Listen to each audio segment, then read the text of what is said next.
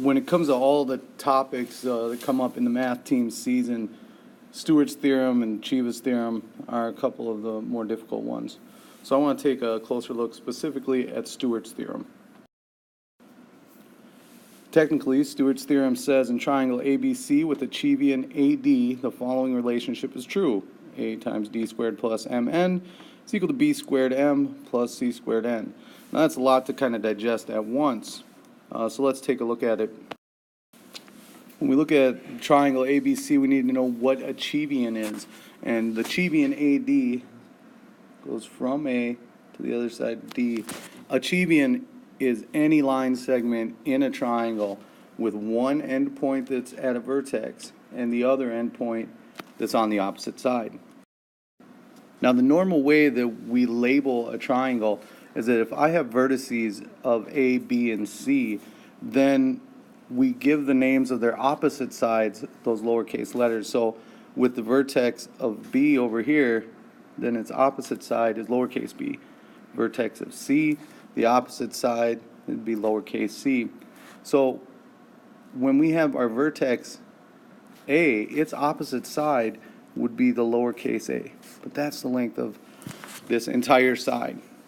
When we drew that Cevian in there, it divided side A into two smaller segments, and those are labeled here as M and N. Then Stewart's theorem tells us that the relationship of all these lengths is given by that equation there. Now, that one's a fairly complicated one. I like this one a lot better. It's the same equation, but a lot easier to remember. This one up top, it's very complicated, but the one on the bottom, all we have to remember that is that a man and his dad put a bomb in the sink. Then it'll help us to remember all the sides that we have to multiply together in order for this relationship to hold. Notice for the man, it's the two smaller segments times the entire side A plus DAD, where D is the Cevian right here. So you would multiply that length of AD times the entire side A and then times D again. BMB, the side B, times the opposite smaller segment. And then same thing with CNC is to take the side C and square it and multiply it by its opposite smaller segment. So let's try using it in a couple of examples that you might see in the math team events. In a triangle with sides of length 8, 14, and 20, find the length of the median drawn to the longest side. Of course, we're going to want a diagram to help us through using Stewart's theorem. So first thing is that we have a median drawn to the longest side. Right? That is our Cevian. We're always going to call it the Cevian side D. That went to our longest side, which was the 20. That 20 extends all the way across.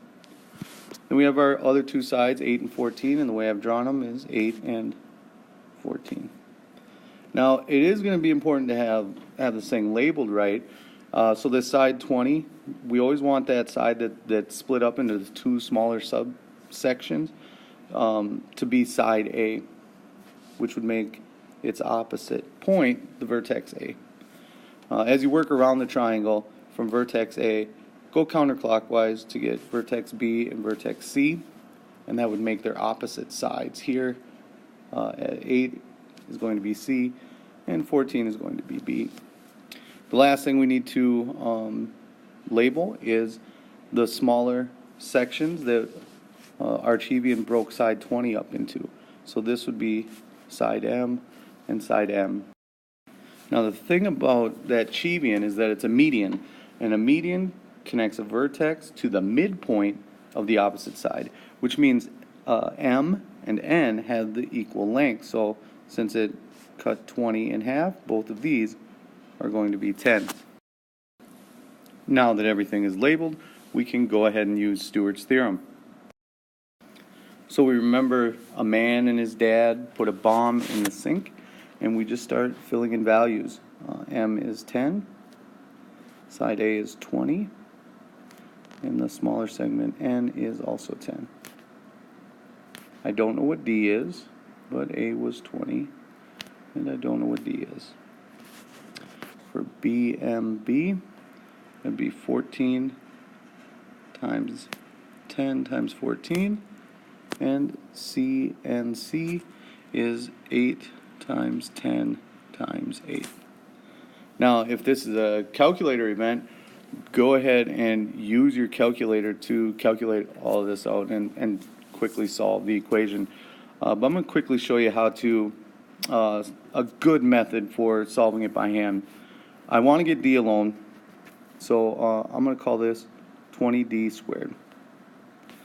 And I'm going to take my other term and subtract it to the other side, but I'm not going to multiply anything out yet. I'm going to write that 14 times 10 times 14 is 14 times 10 times 14. I'm just going to leave it. Same thing with the 8 times 10 times 8. And I am going to bring this 10 times 20 times 10 term over, so I have to subtract that off. All right, now ultimately, I want to divide both sides by 20 to get those two to cancel. In order to do that, I want to factor out a 20 out of this entire numerator. So looking at each term, I'm going to take out this 10, and I need a 2 as well to factor out that 20.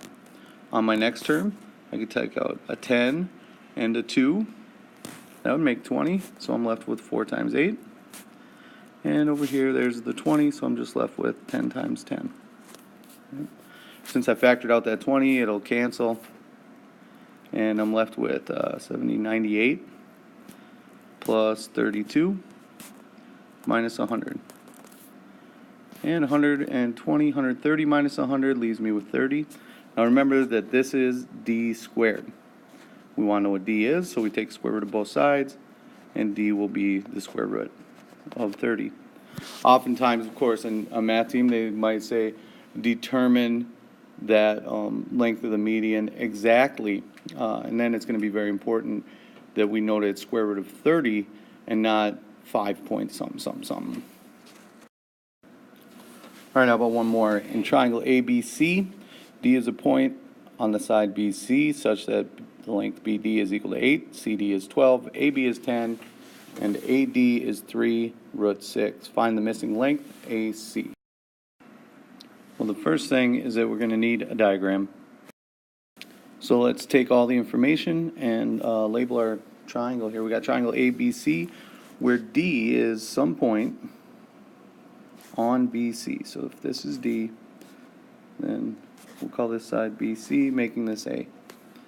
Such that BD is 8, CD is 12, AB is 10, and AD, here to here, is 3 root 6.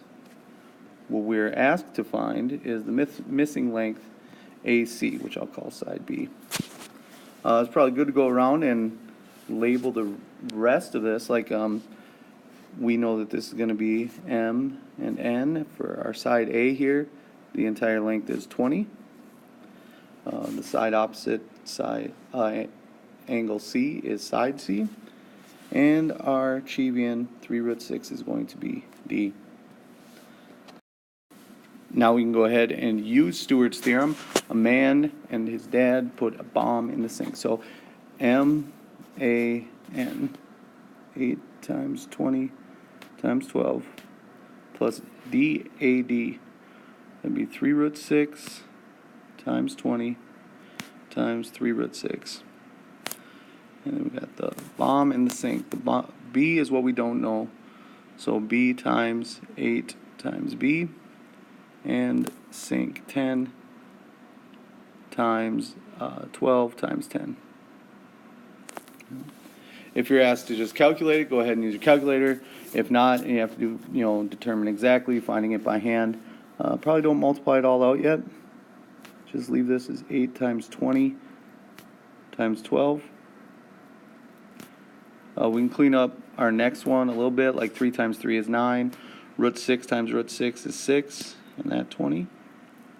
Since I want to solve for B, I'm going to have to subtract the 10 times 12 times 10, and I'll be left with 8b squared. Now, I know that I'm going to want to divide both sides by 8 to get those two to cancel. So we'll have b squared is going to equal the 8 times, this big old fraction. In order to get the 8 to cancel, I'm going to want to factor an 8 out of each term in the numerator. Well, in the first term it has an 8, so I'll factor that out, and I'll be left with 20 times 12. In the second term, I could take a factor of 4 out of the 20, leaves me with 5, and take a 2 out of the 6, leaves me with 3. So we'll have 27 times 5. And in the last term, I need to get 8, so I'll take a factor of 4 out of the 12, and a 2 out of the 10, leaving with 5 and 3, so 15 times 10.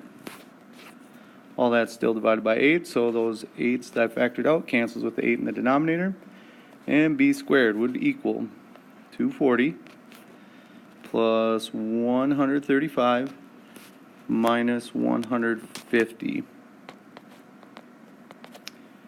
Well, 135 minus 150 is a negative 15.